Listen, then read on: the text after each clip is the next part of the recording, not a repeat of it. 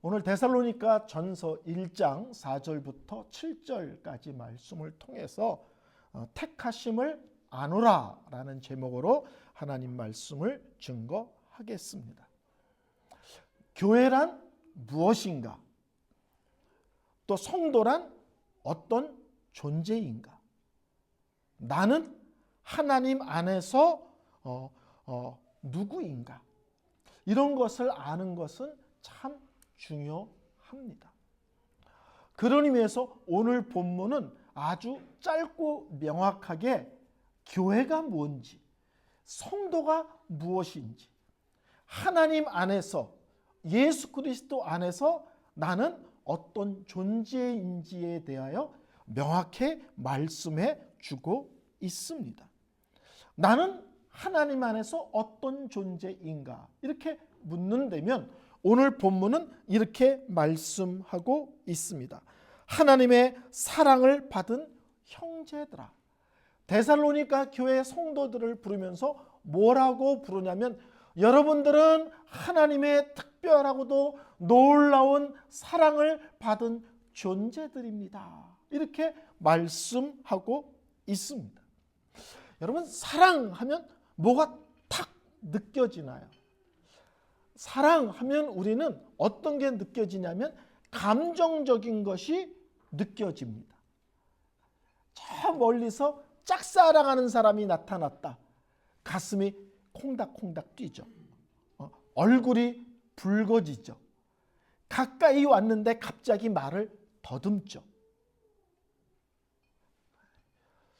왜들 그러세요? 저는 그런 적이 없습니다. 항상 저를 짝사랑하는 사람들이 그런 것을 저는 너무 많이 봤습니다. 많은 제가 한때 젊었을 때 저를 짝사랑하는 사람들이 제 앞에 올 때 어쩔 줄을 모르고 얼굴이 홍당무가 되고 말을 막 더듬는 정말 많은 사람들을 보았습니다. 우리는 사랑하면 주로 감정적인 요소를 갖고 주로 이야기를 합니다. 근데 사랑이 감정이다라고만 이해한다면 성경 말씀에 원수를 사랑하라는 말을 우리는 절대 이해할 수도 없고 그 말씀에 순종할 수도 없습니다. 원수를 어떻게 사랑합니까?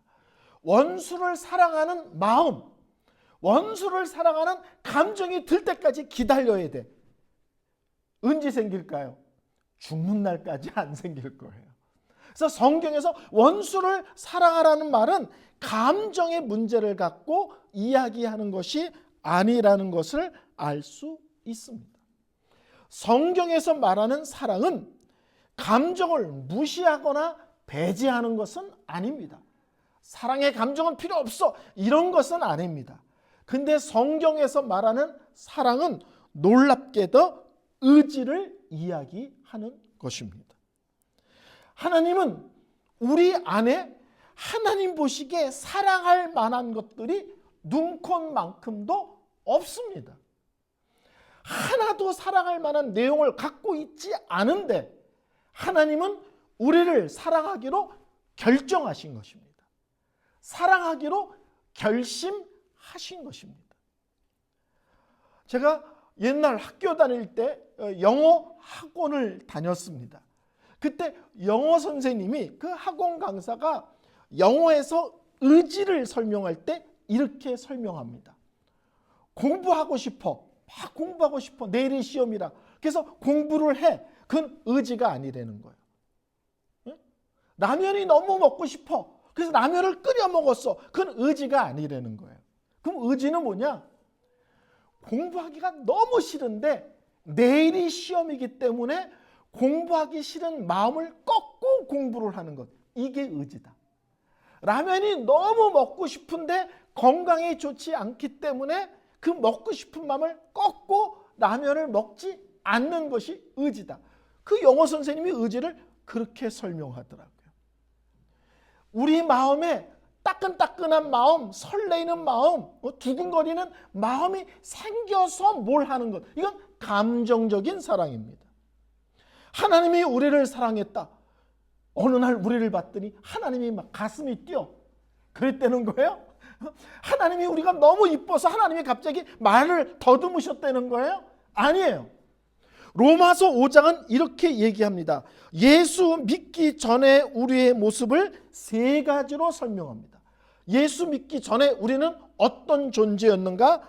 하나님께서 보시기에 한없이 연약할 뿐만 아니라 불경건한 자였다. 두 번째, 우리는 하나님 보시기에 철저한 죄인이었다. 세 번째, 더 놀라운 것은 우리가 하나님 앞에 원수였다. 한없이 연약하여 불경건한 존재, 하나님 앞에 철저하게 머리부터 발끝까지 죄로 그냥 가득 찬 존재, 그것도 모자라서 하나님과 우리 사이가 어떤 존재이냐면 원수 같은 존재였다는 거예요. 근데 하나님께서 예수 그리스도 안에서 우리를 사랑하기로 결심하신 것입니다. 사랑하기로 결정하신 것입니다. 그래서 오늘 성경에 하나님의 사랑하심을 받은 형제들아 할 때, 여러분들은 하나님께서 여러분의 조건, 여러분의 삶의 내용, 여러분 마음속에 있는 어떤 것 일체 보지 않고 여러분을 하나님께서 사랑하기로, 여러분의 있는 모습 그대로를 끌어안기로 결심하셨습니다. 결정하신 그런 놀라운 존재들입니다라고 말씀하고 있는 것입니다. 가끔 우리는 이번 주에 내가 참 부끄러운 것이 많았는데, 이번 주에 내가 참 많이 흔들렸는데, 이번 주는 이상하게 내 안에서 믿음에 대한 많은 것에 대한 의심이 생겼는데, 이번 주 내가 하나님 앞에 부끄러운 짓을 좀 했는데, 그때 혹시 여러분들은 이런 생각하지 않으세요? 이러면 하나님이 나를 사랑하지 않으실 텐데, 내가 이런 모습이면 하나님이 나를 포기하고 버리시지는 않을까? 혹시 그런 생각하지 않으십니까? 좀 엄하게 얘기하면 그런 생각 자체가 엄청나게 교만한 생각입니다. 언제 하나님께서 여러분의 경건을 보고 구원하셨습니까? 언제 하나님께서 여러분의 인격을 보고 구원하셨습니까? 언제 하나님께서 우리의 윤리 도덕을 보고 우리를 구원하신 적 있으십니까? 하나님 보시기에 빵점이 아니라니까요. 하나님 보시기에 빵점이 아니라 점수가 마이너스 무한된 거예요.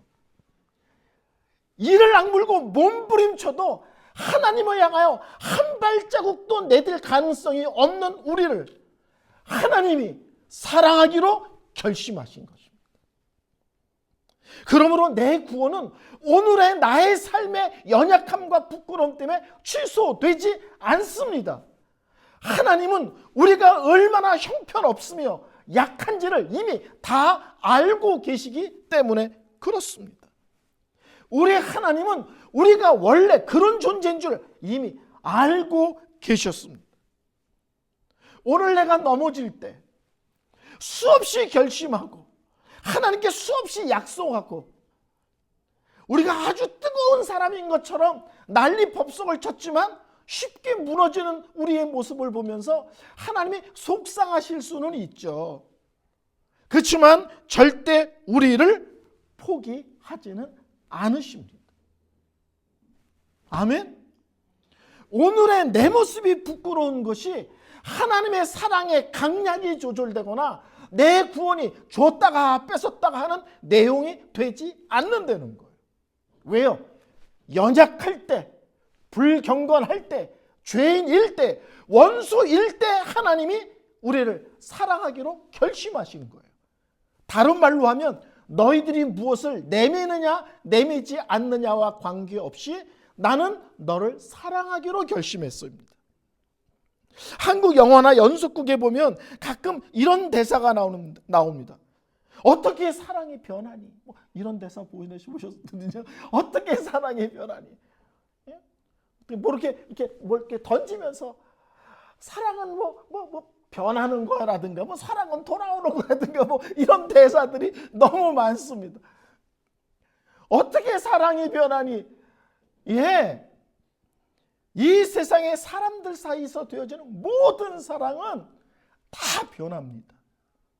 결혼하신 분들, 이 여자 이 남자랑 결혼하지 않으면 죽을 것 같아서 결혼했는데 살다 보니까 이 남자 이 여자랑 계속 살면 죽을 것 같을 때가 있으셨죠. 아, 왼수가 멀리 앉지 않고 내 옆에서 잠자고 있네, 이런 생각 들 때도 있었잖아요. 이 세상의 모든 사랑은 바뀌고 변합니다.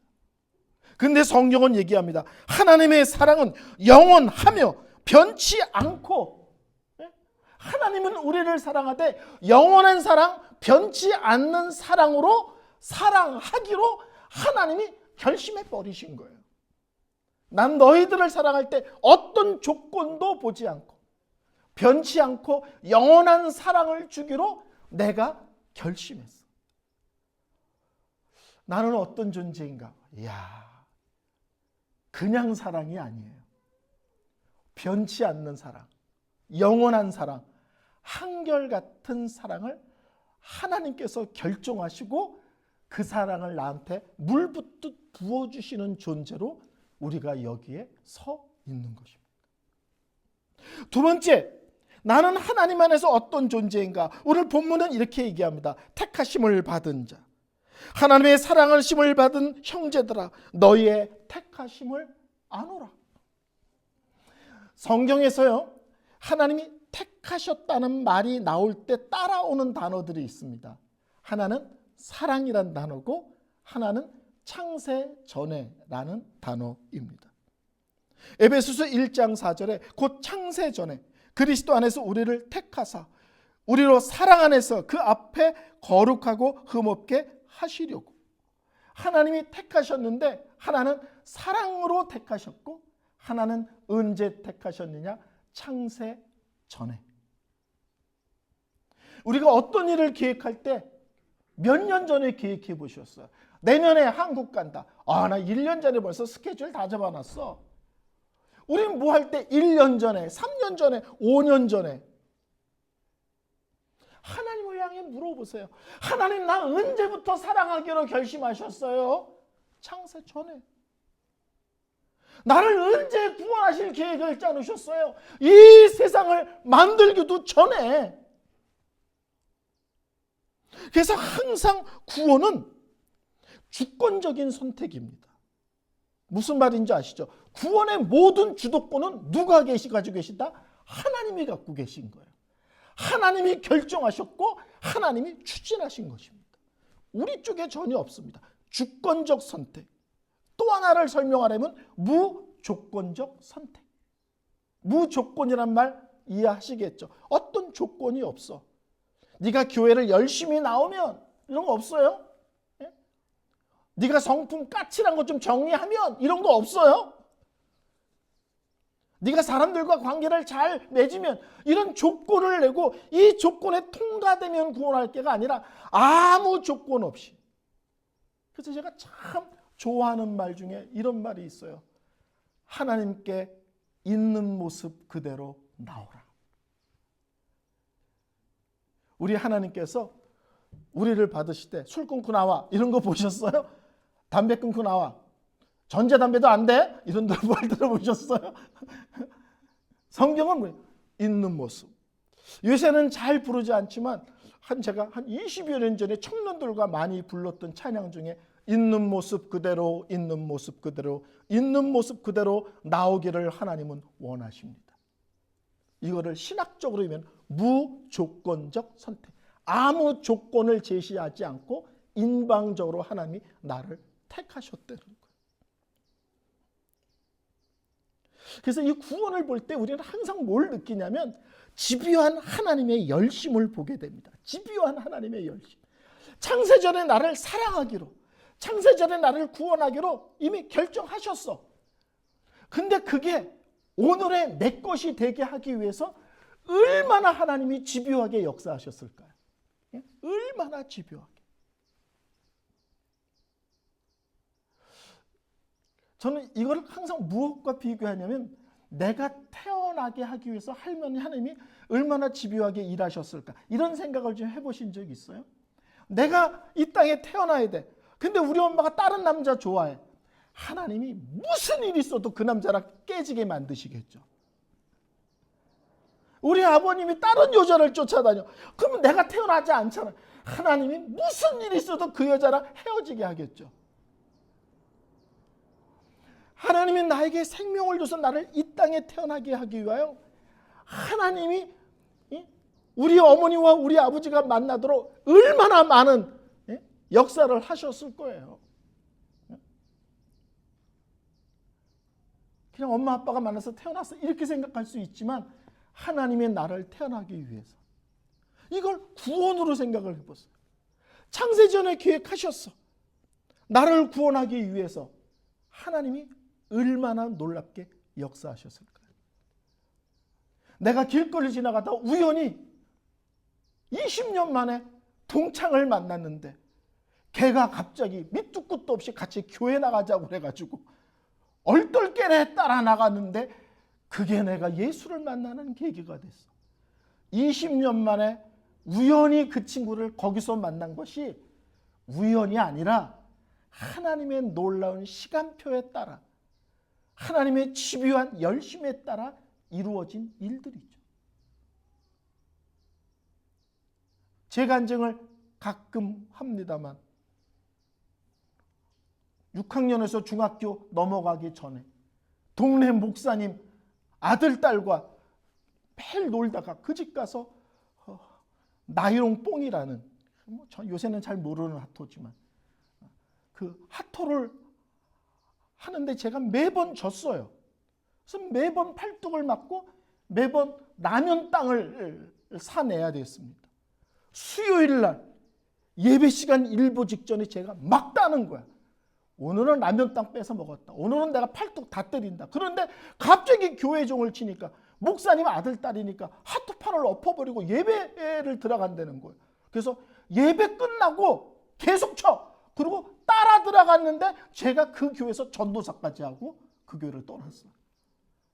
왜 하나님은 날마다 핫도를 쳤는데 계속 일게 하시고 수요일 예배 1번 직전에 나를 끝발이 올라가게 하셨을까? 그러니까 그날이 하나님이 나를 부르시는 그날이었다는 거예요. 어떤 사람은 진지하게 부르시고 저처럼 코미디같이 웃기는 이야기처럼 부르기도 하셨어요. 창세전에 택하셨지만 그 택하시는 계획이 내 것 되게 하기 위해서 하나님이 얼마나 집요하게 역사하셨는지 모릅니다. 우리는 모두 다 구원에 있어서는 자원자가 아닙니다. 나 이제부터 내가 교회 다닐게요. 나 이제부터 예수 믿겠습니다. 내가 손들고 내 실력으로 나온 자들이 아닙니다. 우리는 다 어떤 형식이든지 하나님의 부르심을 받고 이곳에 와 앉아 있는 것입니다. 언제나 하나님이 먼저 찾아오셨습니다. 여러분 하나님의 찾아오심을 잘 생각해 보세요. 이게 엄청난 사건이에요. 창조주 하나님이 피조물을 직접 찾아와 있을 수 있는 일입니까? 네가 와 다 그러죠. 네가 와. 그렇죠? 높은 분들은 항상 네가 와 그러잖아요. 창조주 하나님이 피조물을 찾아와. 이게 얼마나 놀라운 사건입니까? 거룩하신 하나님이 죄인을 찾아와. 이게 말이 되는 겁니까? 거룩하신 하나님은 죄인은 쳐다보지도 않으셔야 돼요. 근데 거룩하신 하나님이 죄인을 찾아와. 구원이 뭐냐? 하나님이 나를 찾아오신 것입니다. 다음 주 우리 성탄 주일입니다. 성탄절이 뭐예요? 예수님께서 이 땅으로 나를 찾아오신 사건이에요. 하나님 아들이 이 땅으로 나를 찾아오신 사건이 성탄절입니다. 제가 요새 자주 말씀드리는 것 같지만 우리가 천국에 가면 엄청 놀랄 거예요. 엄청 놀랄 거예요. 하나님이 나를 천국으로 인도하기 위해서 얼마나 입체적으로 얼마나 다양한 사람들을 동원해서 내 안에서 역사하셨는지를 우리가 천국 가서 깨닫게 될 때 우리는 아마 엄청난 충격을 받게 될 겁니다. 야, 그냥 내가 덜렁덜렁 교회 다니고 예수 믿어서 천국 온 게 아니라 천국의 무사히 도착하게 하기 위해서 하나님이 얼마나 많은 일들을 행하셨는가. 얼마나 많은 사람들을 동원하여 이 천국 길을 아름답게 하시고 복되게 하셨는가. 세 번째, 우리는 어떤 자인가 물을 때 오늘 성경은 이렇게 얘기합니다. 하나님의 말씀을 받은 자. 5절, 우리 복음이 너에게 말로만 이른 것이 아니라 또한 능력과 성령과 큰 확신으로 된 것임이니라. 6절, 성령의 기쁨으로 말씀을 받아. 교회를 향하여, 성도를 향하여 우리는 어떤 존재인가? 하나님 말씀을 받은 자들이라는 거예요. 자, 에베소서 설교할 때 제가 공식 하나를 가르쳐 드렸습니다. 구원은 말씀 더하기 성령이다. 이렇게 공식을 가르쳐 드렸어요.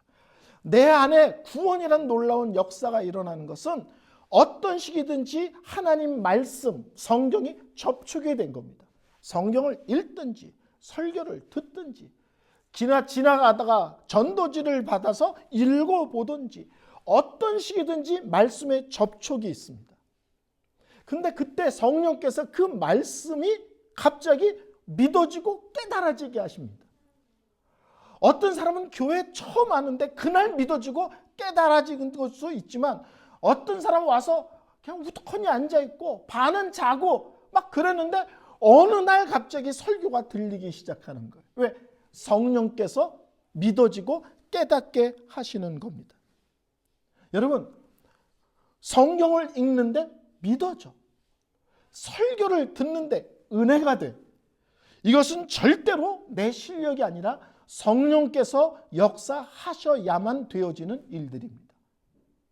성경을 읽을 때 믿어지는 것, 성령께서 역사하셨기 때문입니다. 설교를 드리는데 은혜가 돼. 성령께서 역사하기 때문입니다. 제 취임식 때 왔던 그 부부가 있습니다. 그 형제가 정말 제가 엄청나게 그 형제에 대한 얘기를 많이 하는데 절대로 교회를 안 와요. 부인은 오는데. 왜 안 오느냐? 이유가 하나야. 창세기 1장 2절. 태초에 하나님이 천지를 창조하시니라. 이 말씀이 절대로 안 믿어진다는 거예요. 절대로. 교회 안 오는 이유가 창세기 1장 1절이 안 믿어져서 절대 안 오는 거예요. 근데 어느 날 그 친구가 집에서 무슨 일이 있었는지 끌려왔어요. 끌려. 그 친구 고백을 들으면 교회 문을 열고 들어오는데 창세기 1장 1절이 그냥 믿어지더라는 거예요. 누가 설명해 준 적도 없고 목사의 설교 중에 일어난 것도 아니고 교회 문을 열고 들어오는데 창세기 1장 1절이 믿어지더라는 거예요. 그래서 예배를 시작할 때부터 우는데 끝날 때까지 그 친구가 우는 거예요. 참 놀랍죠. 혀를 깨밀고 안 믿어진다고 했는데 누가 모래짓도 않았는데 교회 문을 열고 들어오는 순간 성령께서 깨닫게 하시고 믿어지게 하셨습니다. 코미디 같은 거는 예배 끝나고 돌아가서 자기 부인한테 창세기 1장 1절이 믿어지냐고 지가 설교를 했다는 거예요. 믿어져 안 믿어져? 나보다 교회를 오래 다니는 사람이 이거 안 믿어지면 안 되는데 막 이러고 했다는 거예요. 우리는 모두 다 내가 믿은 게 아니고요. 믿어진 겁니다. 내가 믿고로 결심한 게 아니에요. 성경이 하나님 말씀이다. 오늘부터 나 결심했어. 이거 아니에요. 예수께서 나의 구원자로 내가 믿기로 받아들이고 내가 결심했어. 아니에요. 성령께서 찾아오셔서 내 안에서 성경이 하나님 말씀이라는 것이 믿어지도록 역사하신 것입니다. 예수께서 내 구원자라는 사실이 믿어지도록 역사하신 겁니다. 예수의 십자가와 부활을 통해서 내 죄가 해결됐다는 것이 믿어지게 하신 거예요. 천국을 가본 적이 없어요. 근데 천국에 가본 것 이상으로 우리는 있다라고 확신하고 믿습니다. 예수님 다시 오실 날을 우리는 손꼽아 기다리고 있습니다. 오늘 바울은 이렇게 표현합니다. 우리 복음이 너에게 말로만 한 것이 아니라 능력과 성령과 큰 확신으로 된 것이다. 또 하나는 성령의 기쁨으로 너희가 말씀을 받았다. 말씀을 전할 때 말로 한 것이 아니라 우리가 복음을 전할 때, 물론 언어, 말로 전하지만 성령께서 그 말을 전할 때 전하는 우리에게도 듣는 너희에게도 놀랍게 확신으로 성령으로 역사하셨다. 그때 너희들이 성령 안에서 기쁨으로 그 복음을 받아들이지 않았느냐. 전할 때도 성령께서 역사하시고 그 말씀을 듣고 받는 자에게도 성령께서 역사하셔서 놀라운 믿음의 열매를 맺게 하셨다는 거예요. 그러니까 우리가 예배를 위해서 기도할 때 두 가지를 기도해야 돼요. 말씀을 전하는 설교자가 성경 말씀을 온전하고도 분명하고 담대하게 전하는 설교자가 되게 해달라고 기도할 뿐만 아니라 주일 예배에 오는 모든 성도들이 한 명도 빠짐없이 이 하나님 말씀이 들려지고 믿어지고 깨달아지고 확신되도록 듣고 있는 성도들을 위해서도 우리는 기도해야 합니다. 설교를 결론 내리겠습니다. 다시 처음으로 돌아가서 교회는 무엇인가? 이렇게 질문한다면 오늘 본문을 갖고 세 가지로 설명할 수 있습니다. 교회는 하나님의 특별한 사랑을 받는 자, 창세전부터 하나님의 특별한 택하심을 받은 자, 그리고 말씀을 받은 자들의 모임이다. 사랑과 택하심과 말씀이 중심이 된 모임이 뭡니까? 그게 교회입니다. 교회는 우리끼리 모여서 게임하고 신나고 재미있으면 활기가 넘치는 것이 아니라 우리의 사랑받음이 무엇인지, 우리의 택하심을 받은 것이 얼마나 귀하고 영광스러운지, 하나님 말씀이 깨달아지고 믿어지는 것이 이게 얼마나 영적인 기적에 해당되는 것인지를 알 때 교회가 영적인 활기가 있고 힘이 있는 것입니다. 그러면서 저는 우리 교회가 사랑받았다는 확신, 택하심을 받았다는 확신, 성경이 하나님의 말씀이며 진리라는 확신 가운데 거하는 확신 공동체 되기를 소원합니다.